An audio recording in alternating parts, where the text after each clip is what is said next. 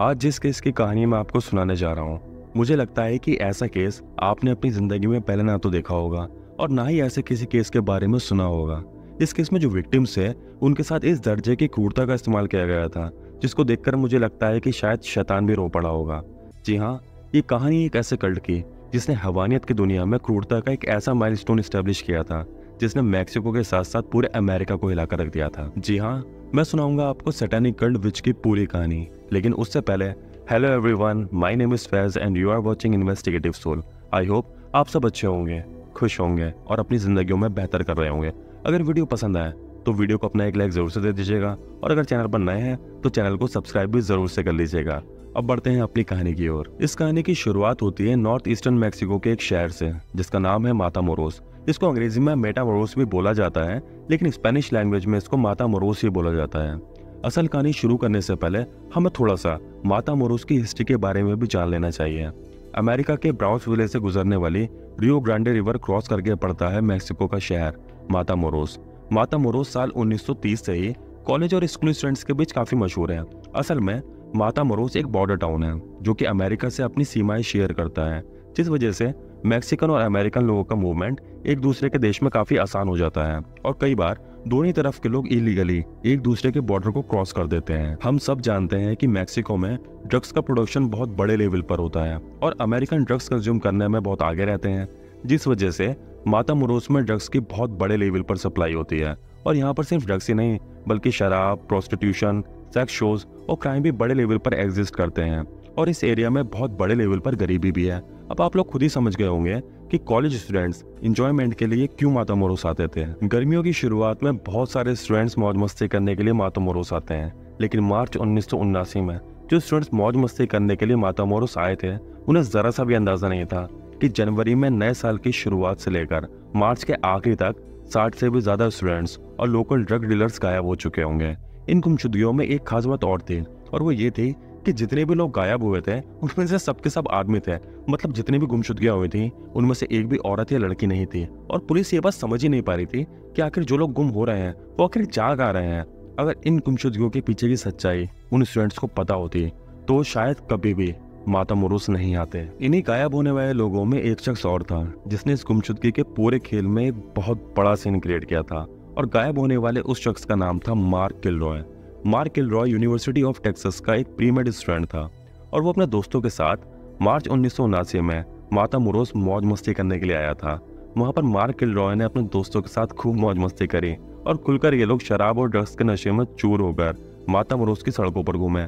लेकिन 14 मार्च के दिन सुबह के करीब 4-5 बजे मार्क के दोस्तों ने नोटिस किया कि मार्क बहुत देर से गायब है और वो अचानक कहाँ गायब हो गया इसका किसी को कुछ भी नहीं पता था, क्योंकि मार्क के सारे दोस्त नशे में भंडते हैं, इसलिए किसी को भी मार्क के गायब होने का पता ही नहीं चला। जब सुबह सारे दोस्तों का नशा उतरा तो उन्हें याद आया कि मार्क तो गायब है, इसलिए मार्क के सारे दोस्त उसे ढूंढने में लग गए, लेकिन किसी को भी मार्क नहीं मिला।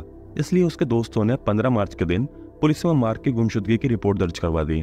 पिछले 10 हफ्तों में जितनी भी गुमशुदगियां हुई थी उनमें से मार्क की गुमशुदगी बहुत ही इंपॉर्टेंट थी, क्योंकि एक तो मार्क अमेरिकन सिटीजन था और दूसरा उसके अंकल अमेरिका के कस्टम डिपार्टमेंट में जॉब करते थे। इसलिए मार्क को ढूंढने के लिए मैक्सिकन पुलिस ने बहुत तेजी दिखाई और मार्क का सही पता बताने वाले को $15,000 देने का इनाम रखा गया। मार्क किलरॉय की गुमशुदगी के इस केस पर अमेरिकन ऑफिशियल्स ने अपनी खास नजर बना रखी थी और मैक्सिकन पुलिस ने 127 क्रिमिनल्स को उठाकर उनसे पूछताछ करी और जो पुराने और खूंखार क्रिमिनल्स थे उनके नाक में कार्बोनेटेड वाटर में हॉट सॉस मिलाकर स्प्रे किया गया, जिसकी वजह से उन क्रिमिनल्स को काफी तकलीफ होती थी और ये सब कुछ पुलिस सिर्फ इसलिए कर रही थी जिससे उनको मार्क का कुछ पता चल सके। उसी दौरान मैक्सिकन पुलिस ड्रग डीलर्स को पकड़कर जेल में डाल रही थी जिससे कि ड्रग्स के बिजनेस को थोड़ा कम किया जा सके, लेकिन यहाँ पर भी police well established drug dealers को छोड़ रही थी क्योंकि वो लोग पुलिस को घूस खिलाकर अपने पाले में ले लिया करते थे। इसी तरह एक और ड्रग डीलर था जिसका नाम था सेराफिन हर्नांडेज गार्सिया। सेराफिन 20 साल का था और वो लोकल ड्रग डीलर एलियो हर्नांडेज रायवेरा का भतीजा था। 1 अप्रैल 1979 के दिन सेराफिन कार में बैठकर मातामोरोस के बाहर पुलिस चेक पॉइंट क्रॉस करके कहीं जा रहा था। तभी वहां पर मौजूद पुलिस ऑफिसर्स को सेराफिन पर कुछ शक हुआ और उन्होंने सेराफिन का पीछा करना शुरू कर दिया। उन्होंने कार से अनाउंसमेंट करके उसको रोकने की बहुत कोशिश करी, लेकिन सेराफिन उनका अनाउंसमेंट इग्नोर करता हुआ आगे बढ़ गया। फिर सेराफिन ड्राइव करता हुआ एक रेंज के अंदर एंटर करता है और फिर उसके पीछे पीछे पुलिस भी उस रेंज के अंदर एंटर करती है और पुलिस को वहां पर ब्लैक मार्केट का बहुत सारा सामान मिलता है और साथ में मारिजुआना के कुछ ट्रेसेस भी मिलते हैं, जिनके बिना पर पुलिस 8 दिन के बाद सेराफिन को और उसके साथी ड्रग डीलर डेविड सेरेना वल्डेस को गिरफ्तार कर लेती है। पुलिस कस्टडी में सेराफिन और डेविड बड़े ही काम लग रहे थे। उनको देखकर ऐसा लग रहा था जैसे उनको पुलिस का कोई खौफ ही नहीं था। सेराफिन ने पुलिस से कहा कि वो लोग उन लोगों को कस्टडी में बहुत देर तक नहीं रख पाएंगे, क्योंकि उनके सर पर जिन लोगों का हाथ है वो लोग कानून से भी ऊपर हैं। पुलिस ने सेराफिन और डेविड को जेल में डाल दिया और पुलिस ने अब सेराफिन के रेंज के केयरटेकर से पूछताछ करी तो उस पूछताछ में सेराफिन के केयरटेकर ने बताया कि इस रेंज में ज्यादातर सेराफिन के ड्रग सिंडिकेट के मेंबर्स आया करते थे। जब पुलिस ने यूं ही कैजुअली उस केयरटेकर को मार्क किलरॉय का फोटो दिखाया तो वो केयरटेकर मार्क का फोटो देखकर उसको पहचान गया और उसने पुलिस को बताया कि ये लड़का यहाँ पर आया था। पुलिस के लिए केयरटेकर का ये कबूलनामा एक बहुत बड़ी कामयाबी थी। जब पुलिस ने सेराफिन से मार्क किलरॉय के बारे में पूछा तब सेराफिन ने बिना किसी हेजिटेशन के पुलिस को बताया कि उसने ही मार्क को किडनैप किया था और पिछले 1 साल में उन्होंने जितने लोगों को मारा है उनमें से मार्क किलरॉय भी एक था। उसने आगे कहा कि उन्होंने मार्क को मारा नहीं था बल्कि उसको सैक्रिफाइस किया था, यानी कि उसकी कुर्बानी दी गई थी। और उसने कहा कि इंसानी कुर्बानी देना हमारा धर्म है, ये हमारा वुडू है। सेराफिन ने पुलिस से कहा कि वो एक कल्ट का मेंबर है जिसका नाम है विच और उसके कल्ट का लीडर है एल पाद्रिनो, जिसका अंग्रेजी में अर्थ होता है गॉडफादर। और एल पाद्रिनो का नाम था एडोल्फो दे जीसस कोस्टेंजो, अफ्रीकन ब्लैक मैजिक पालो मयाम्बो का मास्टर। सेराफिन ने बताया कि एडोल्फो ही वो शख्स है जो बलि देने के लिए लोगों को चुना करता था और उसी के कहने पर उस पर्टिकुलर इंसान को किडनैप किया जाता था और फिर एल पाद्रिनो यानी कि एडोल्फो उस पर्टिकुलर आदमी को टॉर्चर किया करता था और फिर उसके साथ वो सेक्सुअल एक्ट्स परफॉर्म किया करता था और फिर इन सब के बाद वो विक्टिम्स को मारकर उनकी बॉडी ऑर्गन्स को अपने रिचुअल्स को परफॉर्म करने के लिए इस्तेमाल में लिया करते थे। एडोल्फो कोस्टेंजो का जन्म 1 नवंबर 1962 के दिन मायामी में हुआ था। एडोल्फो की माँ एक क्यूबन इमिग्रेंट थी जो कि काम के सिलसिले में क्यूबा से मायामी शिफ्ट हो गई थी। एडोल्फो की माँ का नाम था डेलिया अरोरा गोंजालेस डेल वेले। एडोल्फो की माँ डेलिया के 3 बच्चे थे और डेलिया के तीनों बच्चे इंक्लूडिंग एडोल्फो अलग अलग आदमियों से थे। जब एडोल्फो 6 साल का था तब एडोल्फो की माँ डेलिया उसको ब्लेस करवाने के लिए हेथियन प्रीस्ट के पास ले गई, जो कि अफ्रीकन डायस्पोरिक रिलीजन पालो मयाम्बो का प्रीस्ट था। उस प्रीस्ट ने एडोल्फो को देखने के बाद डेलिया से कहा कि उसका बेटा चूजन वन है, यानी कि खुदा ने एडोल्फो को इस दुनिया में एक खास मकसद के लिए खुद से चुनकर भेजा है और एडोल्फो की किस्मत में खूब सारी ताकत और शौहरत लिखी है। हालांकि प्रीस्ट की ये बात बिल्कुल भी गलत नहीं थी, क्योंकि बाद में एडोल्फो के पास बहुत सारी ताकत भी आ गई और वो काफी मशहूर भी हो गया। लेकिन प्रीस्ट ने डेलिया को ये नहीं बताया था कि एडोल्फो को ये ताकत और शौहरत मिलेगी किस रास्ते से। इसके कुछ ही वक्त के बाद एडोल्फो की माँ डेलिया उसको लेकर प्यूर्तो रिको चली गई और वहां पर डेलिया ने एडोल्फो का बैप्टिज्म एक कैथोलिक चर्च में करवाया और उसी चर्च में एडोल्फो का एक ऑल्टर बॉय की तरह काम करने लगा। असल में ऑल्टर बॉय उन लड़कों को बोला जाता है जो कि चर्च के प्रीस्ट के लिए एक असिस्टेंट के तौर पर काम करते हैं। लेकिन यहाँ पर डेलिया और एडोल्फो ने सबसे अपना ट्रू फेथ छुपा कर रखा था।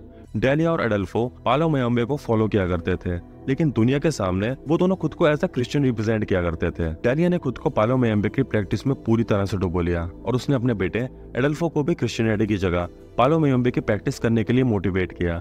डेलिया ने एडोल्फो को पालो मयाम्बे की प्रैक्टिस करने वाले प्रीस्ट के पास भेजना शुरू कर दिया था, जहाँ पर एडोल्फो को पालो मयाम्बे की प्रैक्टिस से जुड़ी नॉलेज गेन हुई। और फिर साल 1972 में डेलिया फिर से एडोल्फो को लेकर वापस मायामी आ गई और फिर एडोल्फो एक फुल टाइम अप्रेंटिस के तौर पर पालो मयाम्बे के प्रीस्ट के पास काम करने लगा। वहीं डेलिया मायामी में रहकर एक हैबिचुअल क्रिमिनल बन चुकी थी और उसको 30 बार से भी ज्यादा अलग अलग चार्जेस में गिरफ्तार किया गया था, लेकिन हर बार पुलिस डेलिया के ऊपर किसी भी चार्ज को प्रूव नहीं कर पाती थी, जिस वजह से डेलिया आराम से पुलिस के चंगुल से छूट जाया करती थी।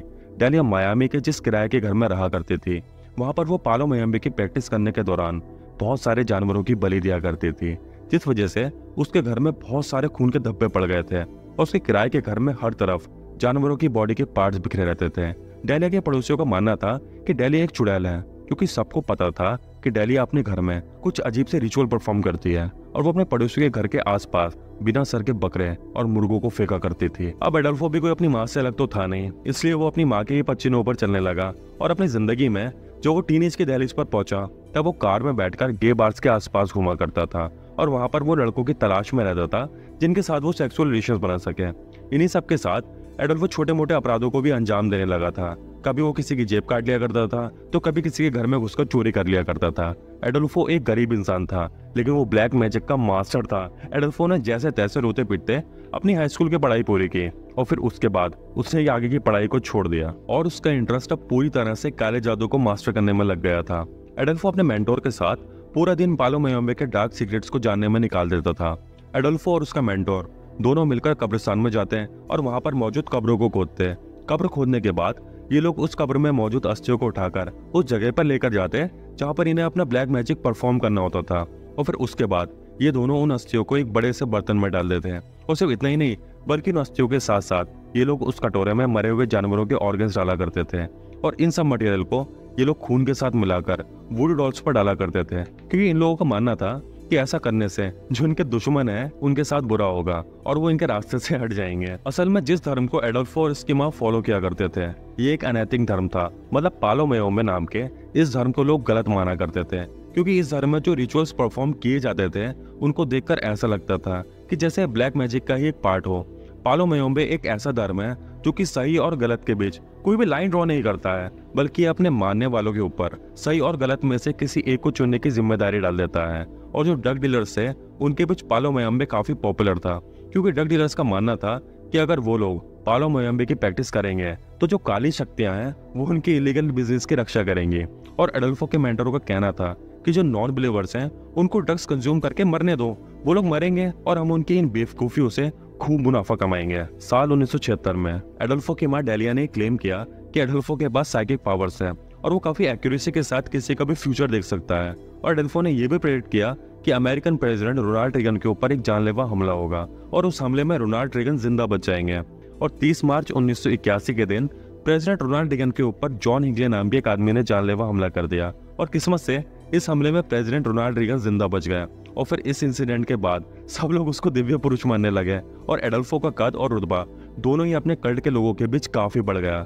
लेकिन उसका फॉर्चून टेलिंग करने वाला दिमाग तब उसको धोखा दे गया जब एडोल्फो साल 1981 में एक दुकान से चैन से चुराने गया था और फूटी किस्मत उसकी कि वहां पर पुलिस ने उसको और उसके एक साथी को गिरफ्तार कर लिया। साल 1983 के शुरुआती दिनों में एडोल्फो ने अपना पैट्रोन सेंट चुना और उसने अपने धर्म के भगवान कैडियम पेम्बे के सामने वफादारी की शपथ ली। और मैं यहाँ पर आपको बताता चलूं कि कैडियम पेम्बे शैतान का ही एक रूप है जिसको पालो मयोम्बे को मानने वाले लोग पूछते हैं। कैडियम पेम्बे की ब्लेसिंग पाकर एडोल्फो ने प्रॉफिट के एक्सचेंज में खुद को पूरी तरह से शैतान के हवाले कर दिया। एडोल्फो के फाइनल इनिशिएशन के रूप में उसके मेंटोर ने एक चाकू से उसकी खाल पर शैतान का एक सिंबल बना दिया और सेरेमनी के एंड में एडोल्फो ने कहा कि मेरी रूह मर चुकी है और मेरा कोई खुदा नहीं है। और यहाँ से अप्रेंटिस अब पूरे कल्ट को लीड करने के लिए तैयार था। अब इस कहानी में एंट्री होती है एक ऐसे कैरेक्टर की जिसके बिना इस पूरे केस को समझा ही नहीं जा सकता है। साल 1987 में इस कहानी में एंट्री होती है सारा मारिया एल्ड्रेड विलारियल की। असल में सारा का जन्म 6 सितंबर 1964 के दिन माता मोरोस के एक इलेक्ट्रिशियन के घर में हुआ था। सारा ने अपनी शुरुआती पढ़ाई माता मोरोस में रहकर ही पूरी करी थी, लेकिन अपनी आगे की पढ़ाई करने के लिए सारा बॉर्डर क्रॉस करके अमेरिका के ब्राउन्सविले में पहुंच गई थी।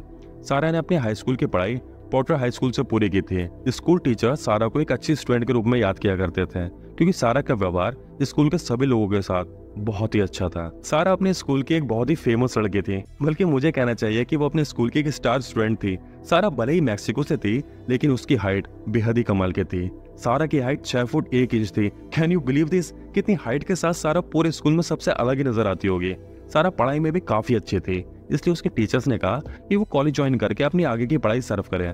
लेकिन बीच में मोहब्बत आ गई और मोहब्बत में पढ़कर सारा ने अपना कॉलेज छोड़ दिया। सारा ने साल 1983 में हैलोवीन के दिन ब्राउन्सविले के एक रेजिडेंट मिगुएल ज़शारियत से शादी कर ली, जो कि उससे उम्र में 11 साल बड़ा था। और 5 महीने के अंदर ही सारा का अपने पति मिगुएल से झगड़ा होने लगा और फिर कुछ ही वक्त के बाद इन दोनों का तलाक हो गया। उसके बाद साल 1985 के एंड में सारा ने यूएस में रेजिडेंट एलियन के स्टेटस के लिए अप्लाई किया और फॉर्चुनेटली उसको रेजिडेंट एलियन का स्टेटस यूएस में मिल गया। फिर सारा ने टेक्सास के टेक्सास साउथमोस्ट कॉलेज में एडमिशन लिया और साल 1986 में सारा फिजिकल एजुकेशन की क्लासेस लेने लगी। अपनी पढ़ाई का खर्चा उठाने के लिए सारा 2 पार्ट टाइम जॉब करने लगी थी, एक एरोबिक्स टीचर के तौर पर और एक स्कूल के एथलेट ही डिपार्टमेंट में असिस्टेंट सेक्रेटरी की पोस्ट पर। लेकिन सारा के अंदर एक खालीपन था, जो कि उसकी शादी टूटने के बाद और भी ज्यादा बढ़ गया था। इसलिए सारा वापस माता मोरोस अपने माँ बाप के पास चली गई और वहाँ पर साल 1987 में उसकी मुलाकात एक ड्रग डीलर से हुई जिसका नाम था गिलबर्टो सोसा। और गिलबर्टो ड्रग्स की दुनिया में सबसे ज्यादा ताकतवर माने जाने वाली फैमिली हर्नांडेस फैमिली के लिए काम करता था। सारा का गिलबर्टो के साथ अफेयर चलने लगा और यहाँ से सारा की जिंदगी का डिफ्लेशन होना शुरू हो गया। 30 जुलाई साल 1987 के दिन सारा अपनी कार को ड्राइव करते हुए माता मोरोस में घूम रही थी तभी सारा के बराबर से एक ब्रांड न्यू चमचमाती हुई मर्सिडीज कार कट मारते हुए निकली। उस मर्सिडीज में बैठे हुए आदमी ने सारा के इतने करीब से कट मारा था कि उसकी मर्सिडीज सारा की कार से टकराने से जरा से ही बची थी। वो मर्सिडीज कार आगे जाके रुकी। उस कार में से एक हैंडसम आदमी उतरा और उसने बड़ी अदब के साथ सारा से माफी मांगी। और वो आदमी था एक क्यूबन अमेरिकन जो कि अब मैक्सिको में रह रहा था और उसका नाम था एडोल्फो कोस्टेंसो। जब सारा और एडोल्फो की पहली बार नजरें एक दूसरे से टकराई थीं, तभी इन दोनों को एक दूसरे से इश्क हो गया था। हालांकि एडोल्फो ने शुरुआत में सारा के ऊपर कोई सेक्सुअल पहल नहीं की थी, बल्कि एडोल्फो उसके साथ काफी फ्रेंडली था।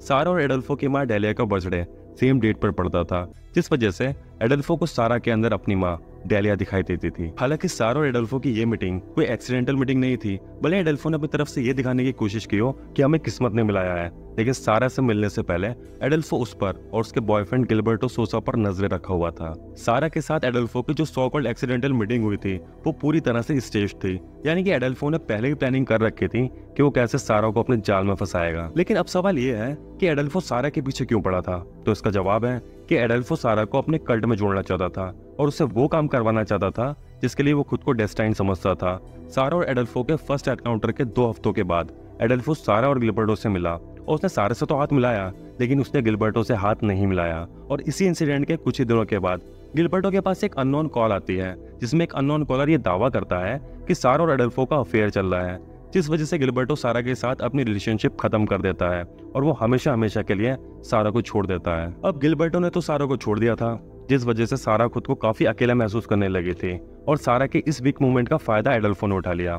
उसने सारा से कहा कि मैंने तुम्हारे ब्रेकअप की पहली भविष्यवाणी कर ली थी। जब मैंने तुम्हारा टैरो कार्ड खोलकर देखा था तो उसमें तुम्हारा ब्रेकअप साफ दिखा रहा था।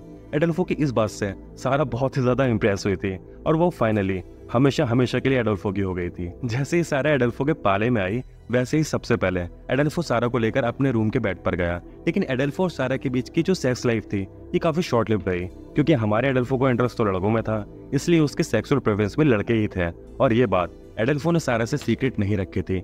जब एडोल्फो ने सारा को बताया कि वो गे है, तो ये बात जानकर सारा को थोड़ा बुरा जरूर लगा था, लेकिन फिर भी पाले मयोम्बे की रिलीजियस वैल्यू की वजह से सारा एडोल्फो के साथ रिलेशनशिप में रही और सारा का डेडिकेशन पाला मयोम्बे में देखकर एडोल्फो सारा से काफी इंप्रेस हुआ था और उसके डेडिकेशन की वजह से एडोल्फो ने सारा को अपने कल्ट में एक नई उपाधि से नवाजा। उसने सारा को ला माद्रिना की उपाधि से नवाजा, जिसका मतलब होता है गॉड मदर। एडोल्फो ने सारा को पाला मयोम्बे के सभी रीति रिवाज सिखाए और रातों रात सारा काले जादू की एक्सपर्ट बन गई और उसके व्यवहार में भी अब काफी बदलाव आ चुका था। और सारा के कॉलेज के दोस्त भी उसके अंदर ये बदलाव देखकर काफी हैरान थे, क्योंकि सारा अब हर वक्त बस काले जादू और तंत्र मंत्र की बातें किया करती थी। अब सारा एडोल्फो के कल्ट की गॉड मदर तो बन चुकी थी, इसलिए एडोल्फो ने सोचा कि क्यों ना सारा की मुलाकात अब हर्नांडेज फैमिली से करवा दी जाए। और एडोल्फो ने अल्टीमेटली सारा की मुलाकात हर्नांडेज फैमिली से करवा दी। ये एक ऐसा पॉइंट था जब एडोल्फो और सारा मिलकर ड्रग्स का कारोबार कर रहे थे और साथ ही साथ ये दोनों अपने धंधे को दुश्मनों की बुरी नजर से बचाने के लिए पाला मयोम्बे के रिचुअल्स को भी परफॉर्म कर रहे थे। फिर एडोल्फो ने सारा से कहा कि तुमसे बहुत बड़ा ड्रग लीडर मिलने आएगा। असल में एडोल्फो सारा को ये सारी बातें भविष्यवाणी के रूप में बता रहा था और सच में सारा से मिलने एक बहुत बड़ा ड्रग लीडर आया, जिसका नाम था एलियो हर्नांडेज राइवेरा। ये असल में कोई और नहीं था, बल्कि ये powerful drug dealing family Hernandez family का ही एक मेंबर था।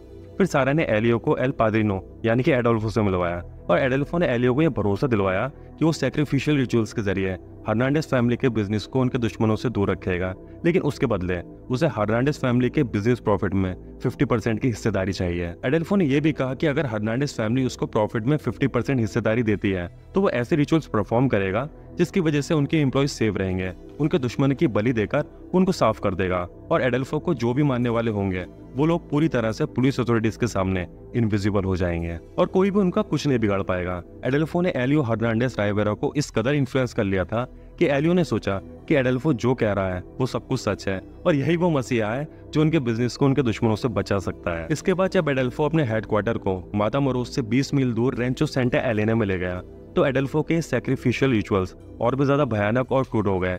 28 मई 1988 के दिन एडोल्फो ने ड्रग डीलर हेक्टर डेला फ्यूंटे की गोली मारकर हत्या कर दी और साथ ही साथ सेम मोडस ऑपरेंडी से उसने एक किसान को मारा था जिसका नाम था मोइसेस कैस्टिलो और इन हत्याओं को एडोल्फो ने नाम दिया था बलि का।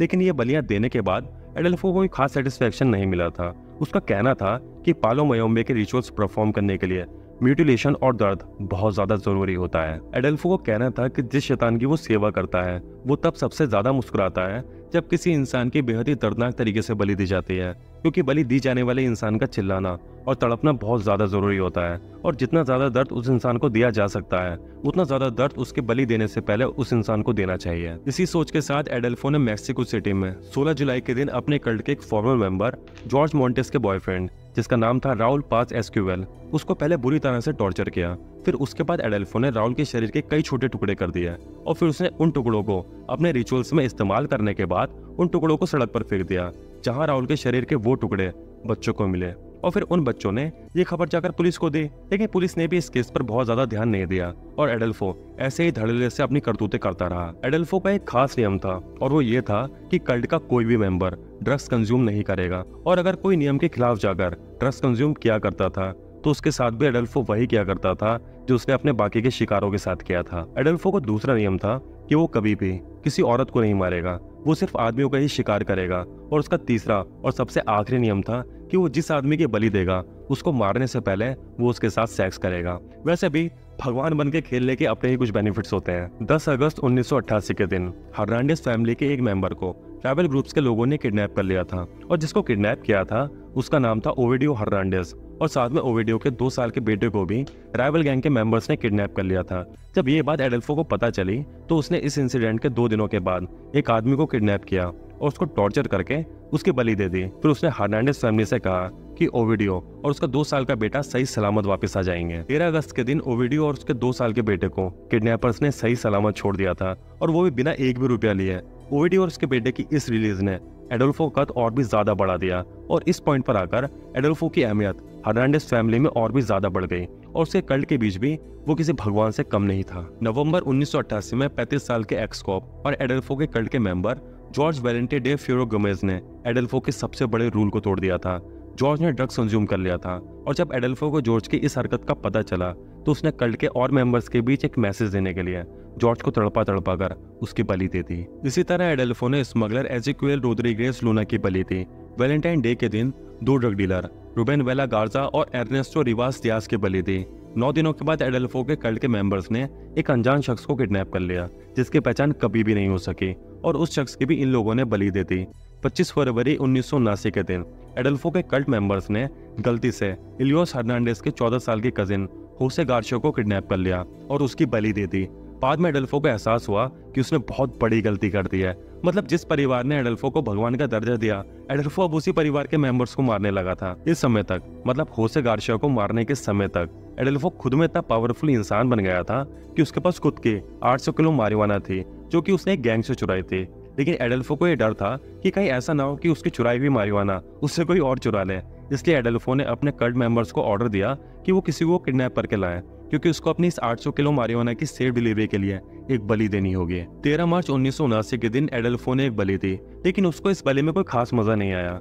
इसलिए उसने अपने चमचों से कहा कि वो लोग किसी और को किडनैप करके लाएं, जिसका वो इस्तेमाल कर सके, उसको तड़पाड़ सके, और वो शख्स ऐसा होना चाहिए जो दर्द में खूब चिल्लाए। इसलिए उसके कल्ट के मेंबर्स अगले दिन मार्क किलरॉय को लेकर आए, जिसको ढूंढने के चक्कर में पुलिस अथॉरिटीज को एडोल्फो के रैंच पर छापा मारना पड़ा, और एडोल्फो की हकीकत पूरी दुनिया के सामने आ गई। 18 अप्रैल 1979 को एडोल्फो ने अपने टैरो कार्ड्स पलटे और उसमें उसे पता चला कि उसके अपने ही कल्ट के मेंबर उसको धोखा दे रहे हैं। वो समझ गया कि उसके नए इन्फॉर्मर्स बिक चुके हैं, और वो जानता था कि सेराफिन हर्नांडेज भी पुलिस की तरफ हो गया है। अब एडोल्फो अपने रेंच पर तो जा नहीं सकता था, इसलिए वो पुलिस से छुपता हुआ घूम रहा था, और अब वो अपने दोस्तों पर भी यकीन नहीं कर रहा था। एडोल्फो की हालत इतनी ज्यादा खराब हो गई थी कि वो पूरे दिन बस कुछ मिनटों के लिए ही सोया करता था, क्योंकि उसको डर था कि कहीं ऐसा ना हो कि पुलिस उसको अगर पकड़ ले। एडोल्फो पकड़े जाने के डर से पागलपन की इस हद तक पहुंच गया था कि उसने अपने कल्ट के मेंबर्स को धमकी दी थी कि भले ही पुलिस उन लोगों को मार ना सके, लेकिन एडोल्फो उन लोगों को मार सकता है। 22 अप्रैल के दिन पुलिस ने रेंचो सेंटा एलेना में मौजूद उसके रेंच में मौजूद शेड को गिरा दिया, जिसमें बहुत सारे लोगों के खून के निशान थे। अगले दिन सुबह के वक्त एडोल्फो ने शहर छोड़ दिया और वो मैक्सिको सिटी के रियो सेना में शेल्टर लेने के लिए चला गया, और वहां पर वो अपने चमचों के साथ एक अपार्टमेंट के रूम में रहने लगा। उस अपार्टमेंट में एक टीवी लगा था, और उस टीवी के एक न्यूज चैनल पर एडोल्फो के रेंच पर की जा रही कार्रवाई लाइव दिखाई जा रही थी, और एडोल्फो अपनी सल्तनत को उजड़ते हुए देख रहा था। पुलिस ने सफेद कलर के बड़े बड़े चोले पहन रखे थे, और वो पुलिस वाले अपने हाथ से एडोल्फो के पूरे रेंच में हॉलीवुडर छिड़क रहे थे। 24 अप्रैल के दिन पुलिस ने एडोल्फो के कल्ट के एक मेंबर जॉर्ज मोंटेस को पकड़ लिया और जॉर्ज ने पुलिस के सामने सब उगल दिया। उसने सारे कत्लों और किडनैपिंग की जिम्मेदारी एडल्फो पर डाल दी। यानी कि अब पुलिस की हिट लिस्ट में एडल्फो इस पूरे इंसिडेंट का मास्टरमाइंड बन चुका था। जैसा कि मैंने आपको पहले ही बताया था कि एडल्फो रियो सेना के एक छोटे से अपार्टमेंट में छुपा हुआ था। वहां पर वो अपने 4 सबसे ज्यादा हार्डकोर फॉलोअर्स के साथ छुपा हुआ था, जिनके नाम थे एल डूबी, ओमार ओरिया, मार्टिन और सारा एल्ड्रेड। जब सारा ने देखा कि एडल्फो की सल्तनत पूरी तरह से ढह चुकी है तो फिर उसे अपनी जान का डर सताने लगा। उसने सोचा कि कहीं ऐसा ना हो कि एडल्फो पुलिस से खुद को बचाने के लिए उनकी ही बलि दे दे। इसलिए सारा ने कागज पर एक छोटा सा नोट लिखा और उस नोट को उसने अपार्टमेंट की खिड़की से नीचे फेंक दिया। उस नोट में लिखा था कि जिसको भी ये नोट मिले वो प्लीज पुलिस को कॉल करे, क्योंकि पुलिस जिस शख्स को ढूंढ रही है वो उसी अपार्टमेंट में है। ये लोग बहुत खतरनाक हैं। इन लोगों ने इस अपार्टमेंट में एक लड़के को भी बंधक बना रखा है। मैं भीख मांगती हूँ कि प्लीज पुलिस को कॉल करके बुलाओ, वरना ये लोग मुझे मार डालेंगे। सारा का ये नोट एक सड़क पर जाकर गिरा था, जहाँ पर ये नोट एक लड़के को मिला और उस लड़के ने जब ये नोट पढ़ा तो उसको ऐसा लगा कि जैसे किसी ने प्रैंक करने की नियत से ये नोट लिखा हो। उस लड़के ने वो नोट अपनी जेब में डाला और वो लड़का वहां से निकल गया। उधर एडल्फो मैक्सिको छोड़कर किसी दूसरी जगह पर शिफ्ट होने के बारे में सोच रहा था, जहाँ पर वो अपने बच्चे कुच्चे साथियों के साथ फिर से एक फ्रेश स्टार्ट कर सके। उसने अपने फॉलोअर्स को ये विश्वास दिलाया था कि उसको और उसके फॉलोअर्स को पुलिस कभी भी नहीं पकड़ पाएगी। 6 मई 1979 के दिन पुलिस रियो सेना आई और पुलिस ने डोर टू डोर जाकर इंक्वायरी करनी शुरू करी। हालांकि पुलिस वहां पर एडल्फो के लिए नहीं आई थी, बल्कि पुलिस वहां पर एक मिसिंग बच्चे की इंक्वायरी के लिए आई थी। लेकिन वही कहावत है ना कि चोर की दाढ़ी में तिनका। एडल्फो को लगा कि पुलिस उसके लिए आई है। एडल्फो ने पुलिस को अपने अपार्टमेंट की खिड़की से देख लिया था। वो पुलिस को देखकर एकदम से पैनिक हो गया और उसने पुलिस के ऊपर अपनी सब मशीन गन से ताबड़तोड़ गोलियां बरसानी शुरू कर दी। कुछ ही मोमेंट्स के अंदर वहां पर लगभग 180 पुलिस वाले आ गए थे और उन पुलिस वालों ने एडल्फो के अपार्टमेंट को चारों तरफ से घेर लिया था। इधर से एडल्फो पुलिस वालों पर फायर कर रहा था, उधर से पुलिस वाले एडल्फो पर फायर कर रहे थे। ये पूरी गोलाबारी लगभग 45 मिनट तक चली और बड़े ही कमाल की बात है कि इस पूरे एनकाउंटर में केवल एक पुलिस अफसर को गोली लगी थी। इसके अलावा किसी को भी किसी कैजुअलिटी का सामना नहीं करना पड़ा। अब इस पॉइंट पर आकर एडल्फो को रियलाइज हुआ कि अब उसका बच पाना नामुमकिन है। इसलिए उसने अपने फॉलोअर एल ड्यूबी के हाथ में गन दे दी और उसने एल ड्यूबी से कहा कि वो एडल्फो और मार्टिन को गन से शूट करके मार दे। लेकिन एल ड्यूबी ने ऐसा करने से साफ मना कर दिया। तो एडल्फो ने उसके मुंह पर एक थप्पड़ मारा और उसने उससे कहा कि अगर वो जिंदा बच गया तो नर्क में उसके साथ गलत व्यवहार किया जाएगा, इसलिए अब उसका मरना बहुत ही ज्यादा जरूरी हो गया है। इसके बाद उसने मार्टिन को अपने गले से लगाया और फिर एल ड्यूबी ने मशीन गन से उन दोनों को भून दिया। एडल्फो और मार्टिन की ऑन द स्पॉट मौत हो गई और जब पुलिस अपार्टमेंट के अंदर आई तो पुलिस को उन दोनों की सिर्फ लाशें ही मिली। पुलिस ने बाकी तीनों सर्वाइवर्स को गिरफ्तार करके अपनी कस्टडी में ले लिया। एल ड्यूबी ने बड़े ही खुशी के साथ पुलिस से कहा कि गॉडफादर मरे नहीं है, वो फिर से वापस आएंगे। इसके बाद पुलिस ने कल्ट के और मेंबर्स को गिरफ्तार किया और पुलिस के पास अब टोटल 14 कल्ट मेंबर्स थे। अगस्त 1990 में कोर्ट ने एल डूबे को एडल्फो और मार्टिन के मर्डर चार्जेस पर 35 सालों की सजा सुनाई। जॉन फ्रागोसा और जॉर्ज मोंटेस को राउल एस्क्यूवेल की हत्या के लिए 35 सालों की सजा सुनाई गई और सेम केस के लिए ओमार ओरिया को 35 सालों की सजा सुनाई गई। लेकिन अपनी सजा काटने से पहले ही ओमार ओरिया की मौत एड्स की बीमारी की वजह से हो गई। साल 1990 में कोर्ट ने सारा को एडल्फो और मार्टिन के कत्ल के केस में बरी कर दिया, लेकिन कोर्ट ने सारा को अपराधियों के साथ संबंध रखने के इल्जाम में 6 सालों की सजा सुनाई।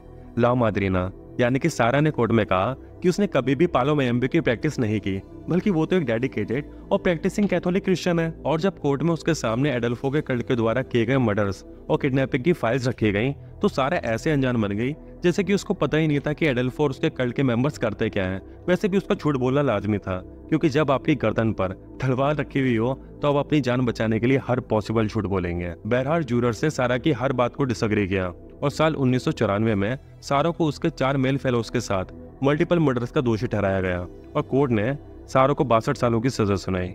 वहीं कोर्ट ने एलियो हर्नांडेस और सेराफिन हर्नांडेस को 67 सालों की सजा सुनाई। इस वक्त ये सभी अपनी सजा काट रहे हैं और इनकी सजा खत्म होने के बाद इनकी रिलीज का इंतजार अमेरिकन अथॉरिटीज कर रही हैं, क्योंकि इन पर अमेरिका में मार्क किलरॉय की किडनैपिंग और हत्या का केस भी चलना है। लेकिन मुझे ऐसा लगता है कि शायद ही ये लोग मैक्सिकन जेल से जिंदा वापस आए, क्योंकि इनकी सजा इतनी लंबी है कि ये लोग शायद जेल में ही अपना दम तोड़ देंगे। एडल्फो के कल्ट के द्वारा किए गए बहुत सारे मर्डर्स कभी सॉल्व भी नहीं हो पाए, क्योंकि ऐसे बहुत सारे विक्टिम्स थे जिनकी कभी पहचान ही नहीं हो पाई और उनकी मौत एक रहस्य बनकर रह गई। मैं आपको यहाँ पर बताता चलूं कि पुलिस को एडल्फो के रेंच से क्या क्या मिला था। पुलिस को रेंच में कल्ट के मेंबर्स की कुछ प्राइवेट ग्रेव्स मिली और जब उन ग्रेव्स को चेक किया गया तो पुलिस ने पाया कि उन ग्रेव्स में एक लाइन से 12 लोगों को दफनाया गया था और ये सारी लाशें आदमियों की थी। इनमें से कुछ आदमी को काफी क्लोज रेंज से गोली मारी गई थी, वहीं कुछ आदमियों को मशाटी से काट कर मारा गया था और इन सारी बॉडी में से एक बॉडी मार्क किलरॉय की थी। उसका सर बीच में से खुला हुआ था और उस सर में उसका दिमाग नहीं था। पुलिस ने जब पास वाले शेड की इन्वेस्टिगेशन करनी शुरू करी तो पुलिस को वहां से एक आयरन केटल मिली जिसको कल्ट के मेंबर्स अपने रिचुअल्स को परफॉर्म करने के लिए यूज किया करते थे। अगर मेरी प्रोनाउंसिएशन ठीक है तो उस आयरन केटल को ये लोग नगंगा कहकर पुकारा करते थे। और जब पुलिस ने इस नगंगा में झांक कर देखा तो उसमें पुलिस को ऊपर ब्रिम तक भरा हुआ खून मिला और उस खून में कुछ जानवरों के ऑर्गन्स तैर रहे थे। साथ में उसमें पैरोस के 28 स्टिक्स डूबी हुई थी। उसी आयरन केटल में जिसको ये लोग नगंगा कहते थे उसमें कुछ मगड़ियां थी, बिच्छू थे और साथ में मार्क किलरॉय का दिमाग तैर रहा था। एडोल्फो इतना ज्यादा अंधविश्वासी था कि उसने सोचा कि पागलपन की सारी हरकतें उसकी रक्षा करेंगी और उसको कामयाबी की मंजिल तक पहुंचाएंगी। मतलब यार कोई इतना पागल कैसे हो सकता है। और इससे भी ज्यादा कमाल की बात यह है कि उसने इस पागलपन में शामिल होने के लिए दूसरों को कन्विंस भी कर लिया। पहले तो मैं सोचता था कि बस हमारे देश में अंधविश्वास है, लेकिन इस केस को जानने के बाद पता चला कि अंधविश्वास का कोई मजहब नहीं होता है और ना इसकी कोई शरत होती है। आई होप आज की वीडियो आपको पसंद आई होगी। इसी के साथ आज का ये केस यहीं पर खत्म होता है। अब आपसे मुलाकात होती है किसी नए केस के साथ। तब तक के लिए बी हैप्पी, बी विजिलेंट।